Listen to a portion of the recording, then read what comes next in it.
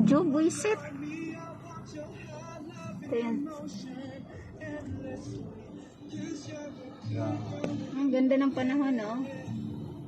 Yan, ito yung tulay ng Binondo.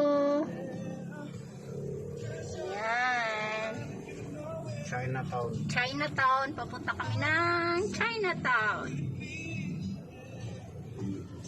Yan, no? Ito yung ano dito. River.